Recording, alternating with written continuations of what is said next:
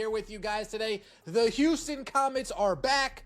The Connecticut Sun have officially been sold, and after months of rumors and speculation, we are expecting an official statement sometime next week that the Houston Comets are returning to the WNBA, one of the most storied franchises in the league's history. After we got word Boston trying to make a move, bring the Connecticut Sun to Boston. Kathy Engelbert heard about it, and what'd she say? No. That ain't happening. Act that. The ink is dry, and the WNBA will never be the same. After years of being a ghost of basketball past, the Houston Comets are officially coming back to reclaim their throne. But this isn't just a simple expansion story. The Connecticut Sun have been sold in a secret blockbuster deal that has sent shock waves through the entire sports world. It was a move so sudden, and so massive, that fans in New England didn't even have time to say goodbye before their franchise was packed up for Texas. The league's original dynasty is rising from the ashes, and the timing couldn't be more controversial. Boston trying to make a move, bring the Connecticut Sun to Boston. Kathy Engelbert heard about it. And what'd she say? No. That ain't happening. Act that deal right on the spot. We're trying to bring them to Houston. We're trying to bring that fan base back. And it seems like mission has been accomplished. Let me know your thoughts in the comment section below. Like the video and subscribe to the channel. That would mean so much to me. The Fertittas reach an agreement to bring the WNBA back to Houston with a Connecticut Sun purchase. This was first reported. This isn't just about basketball, it's about a massive financial explosion triggered by the Caitlin Clark era. The purchase price is reportedly swirling north of $250 million, a number that was unthinkable for a WNBA franchise just 24 months ago. That valuation matches the record-breaking fees for brand-new expansion teams, proving that the Clark effect has fundamentally changed how billionaires view women's sports. Tilman Fertitta, the deep-pocketed owner of the Houston Rockets, saw the writing on the wall and decided to strike while the iron was hot. Houston, with an official statement expected sometime next week. The agreement is, quote, unofficially done, a source tells Paper City. The team is expected to be renamed the Houston Comets after the Bayou City's previously beloved WNBA team. The Fertittas, owner of the Rockets, are purchasing the Connecticut Sun, and the existing WNBA franchise will be moving to H-Town, with its first season in the Bayou City expected to be 2027. I'm saying this right now. Change the rules, rig the process, whatever you can do to get Juju. But here is where the story gets really messy. There were serious moves behind the scenes to bring the Connecticut Sun to Boston instead. A powerful ownership group was ready to pounce and keep the team in the Northeast. But WNBA Commissioner Kathy Engelbert reportedly stepped in with a hard no. She didn't just suggest a different path, she effectively killed the Boston deal on the spot to ensure Houston got its team back. It reeks of a pre-planned agenda to place a flagship franchise in a massive media market, regardless of what the current fans in Connecticut wanted. 27. I'm saying this right now. Change the rules, rig the process, whatever you can do to get Juju Watkins to Houston, you do it. Rig the lottery, whatever you can do to get Juju Watkins in Houston, you do it. Nothing would be bigger, other than her in LA, other than her in New York. Nothing would be bigger putting Juju Watkins as the face of the Houston Comets returning to the WNBA. The official announcement is expected to drop as early as next week, ending months of speculation and whispered rumors in the tunnels of WNBA arenas. The transition is being handled with surgical precision, moving one of the league's most consistent winners to a city that has been starving for professional women's basketball since 2008. While the Sun have been a powerhouse on the court, their business metrics in the league's smallest media market simply couldn't compete with the potential of a Houston-sized revival, fueled by the current surge in viewership and hype. Would be bigger. The Comets will practice in the Rockets' new training facility and play at Toyota Center. No longer do they practice at the YMCA. No longer are they practicing on one side of the court, and then there's a 10-year-old birthday party taking place on the other side of the court. They're going to get a legitimate training center, a legitimate practice facility, an actual professional setup. Not the kindergarten setup that they've been having to deal with lately.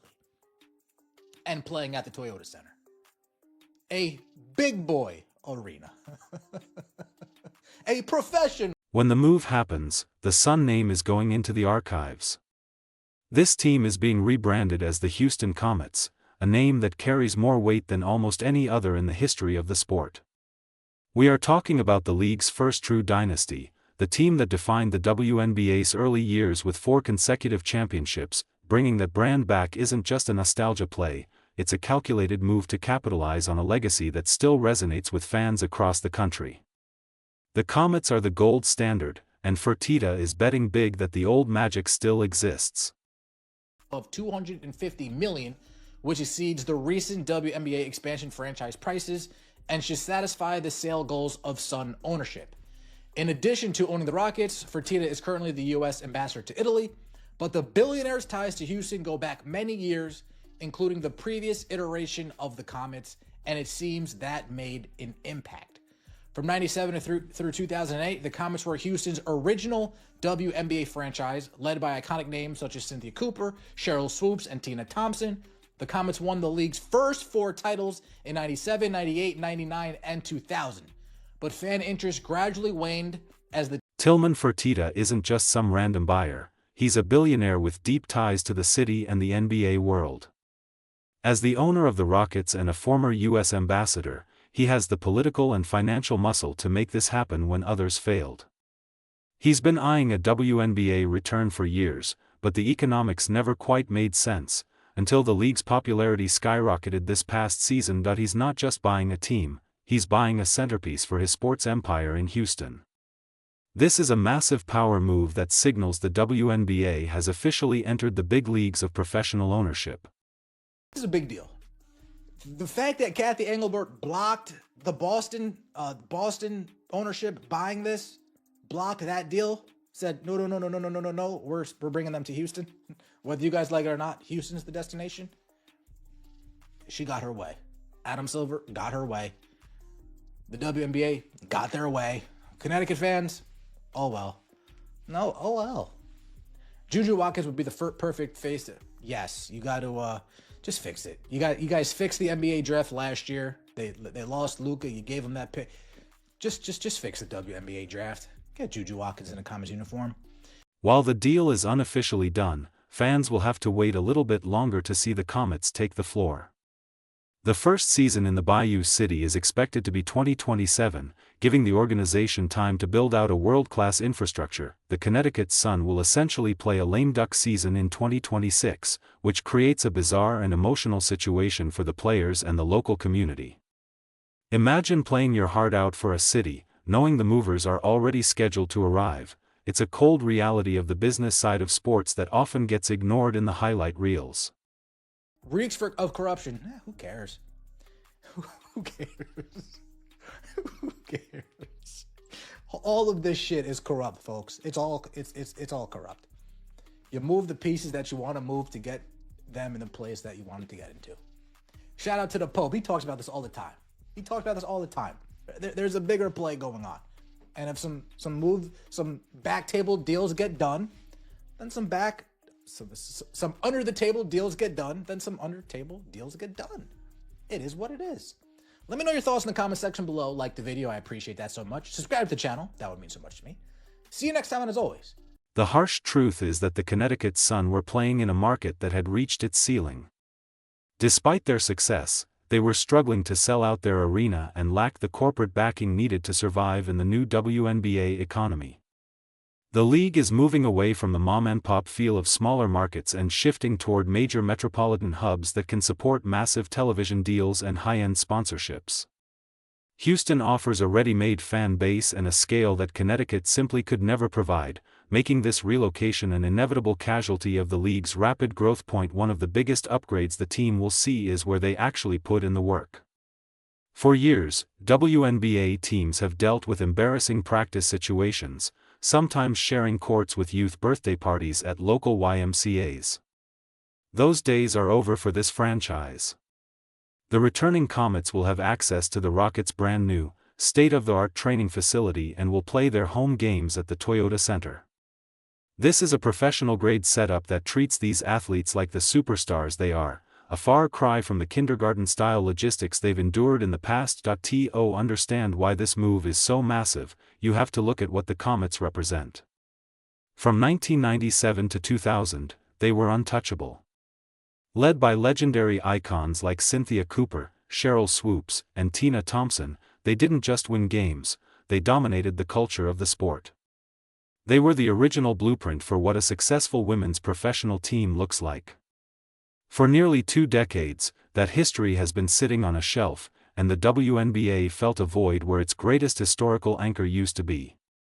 Bringing them back is an attempt to reconnect the league with its golden roots. The original Comets didn't die because of a lack of talent, they faded away because interest in the sport hit a massive lull in the late 2000s. As the team lost relevance on the court and the economy took a hit, the franchise was eventually dissolved, leaving a massive hole in the Houston sports scene. It was a dark chapter for the league, seeing its most decorated team simply vanish into thin air. For years, it seemed like they were gone for good. But the current explosion of interest has proven that there is a massive appetite for the Comets to make their grand return to the hardwood. You cannot talk about this sale without mentioning the seismic shift caused by Caitlin Clark and Angel Reese. Their arrival in the league didn't just bring more viewers, it brought a different kind of investor. The improved economics of the sport, driven by record-breaking jersey sales and unprecedented television ratings, made the Connecticut Sun a prime target for relocation. Billionaires like Fertitta are seeing the massive returns on investment and realizing that owning a WNBA team in a major market is now a luxury asset. The league is finally moving from survival mode into true expansion. Another key piece of the puzzle is the new collective bargaining agreement set for the 2026 season and beyond. With a new labor deal in place, the league has the stability it needs to start moving pieces around the chessboard. It allows ownership groups to plan for long-term profitability and gives the commissioner the green light to approve these massive franchise sales. This deal wasn't just a spur-of-the-moment decision, it was a strategically timed move that aligns perfectly with the league's new financial roadmap and its goal of becoming a global sports powerhouse. The decision to block the Boston move is still a major point of contention among insiders. Boston is a massive sports town with a built-in culture of winning, yet, the league office supposedly pushed hard for the Houston destination instead. It suggests that Kathy Angelbert and Adam Silver had a specific vision for the league's footprint that didn't include another team in the Northeast. While Boston fans are understandably furious, the league clearly believes that reviving a dead dynasty in the South is a better long-term play for the WNBA's brand identity and global reach. Now, the talk of the town is how the league might adjust things to make the Comets return as big as possible.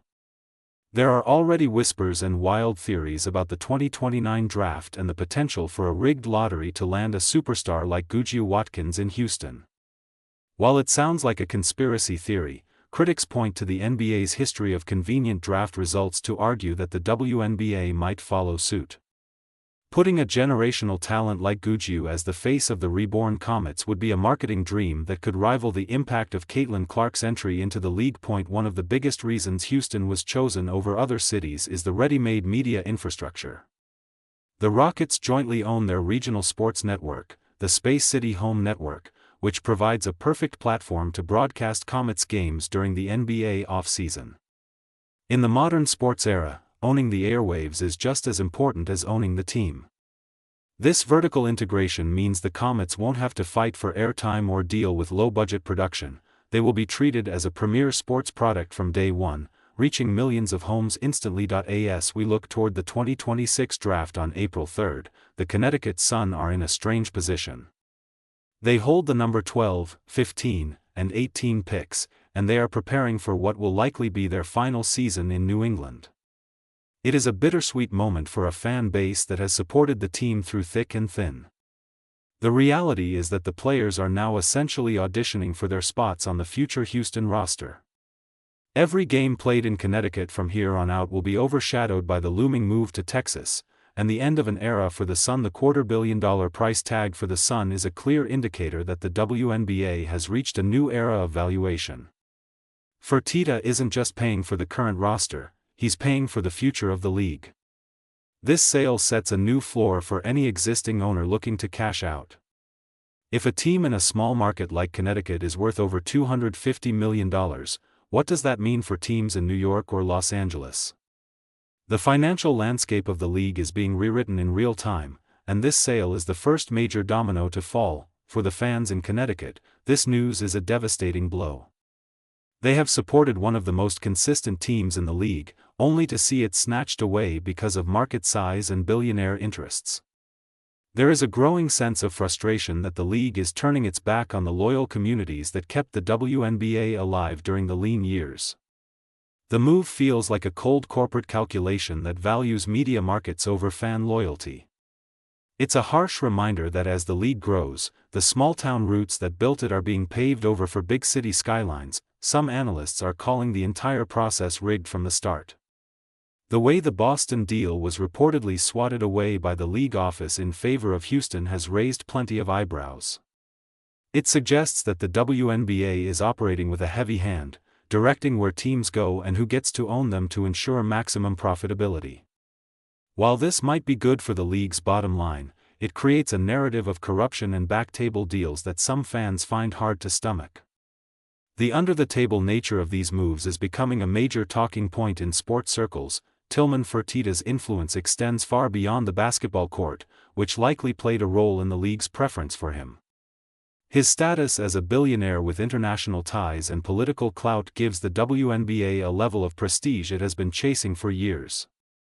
By bringing him into the fold as a franchise owner, the league is aligning itself with some of the most powerful figures in global business. This move is about more than just Houston. It's about positioning the WNBA as a top-tier destination for the world's elite investors. Everyone is looking for the next Caitlin Clark, and the eyes of the basketball world are firmly fixed on Guju Watkins. If the league can successfully navigate her toward a major market like Houston for the Comets' revival, the financial upside would be astronomical. The prospect of a Guju-led dynasty in the same city where Cooper and Swoops once reigned is a narrative that practically writes itself. Whether by luck or by design, the league is clearly setting the stage for a massive homecoming that could redefine the WNBA for the next decade and beyond. The return of the Houston Comets is a landmark moment that proves the WNBA has finally arrived on the global stage. While the loss of the Connecticut Sun is a painful chapter for some, the league is clearly choosing growth and legacy over tradition. We are witnessing a total transformation of the sport, driven by billionaire investment and a new generation of superstars who are demanding the world's attention. The Comets are coming back to finish what they started.